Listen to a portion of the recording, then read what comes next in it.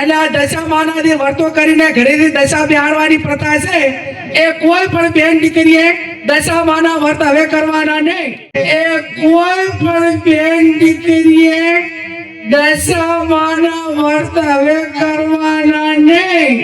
આખી દુનિયાને દશામાં ના નડે અને આપણાને નડે, બરોબર.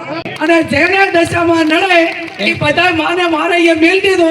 હું એકલી ગાડી ફેરું છું, દશામાં મારા ભેગા ગાડી ફરશે અને નડે તો મને નડે, તમને કોઈ નડશે નહીં, બરોબર ને. પછી આ ભુવાનું ને એનું રહ્યું ને એ કંટ્રોલ મારું છે, પણ મહેરબાની કરીને કોઈ ભુવામાં ફસાતા નહીં. તમારું જે કર્મ છે એનું અગત્યનું છે. જેવું કર્મ કરશો એવું ભોગવશો. અને એવા તમને બ્રહ્મ ઘાલશે કે તમને આર્થિક બરબાદ કરશે, સામાજિક બરબાદ કરશે, કુટુંબમાં બરબાદી લાવશે અને એવી બેમ ઘાલશે તો આખો પરિવાર વેરવિખેર કરશે.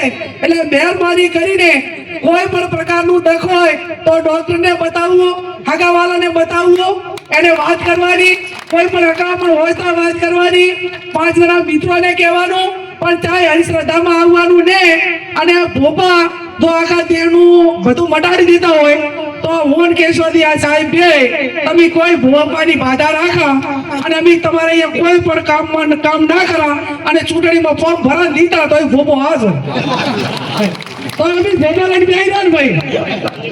તો સવારે 5 વાગે ઉઠીને રાતે વગાતા સુધી આમ બાધામાં શેર છૂટ લઈને ફરવાનું કોઈ કારણ કરો તો બધા ભોપો જીતાડી દે.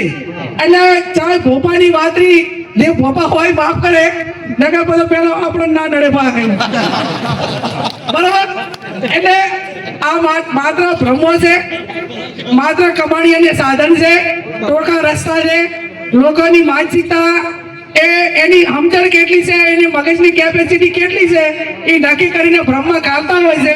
એટલે મહેરબાની કરીને કોઈ પણ પ્રકારની તકલીફ હોય તો જેનો જે નિષ્ણાંત હોય એના કરતા હગાવાલાનું હોય તો હગાવાલા કરનાવો, દખ દાતું હોય ડોક્ટર કરનાવો અને જે કાંઈ હોય એ 5 જણ થઈને એનું નિરાકરણ લાવવું.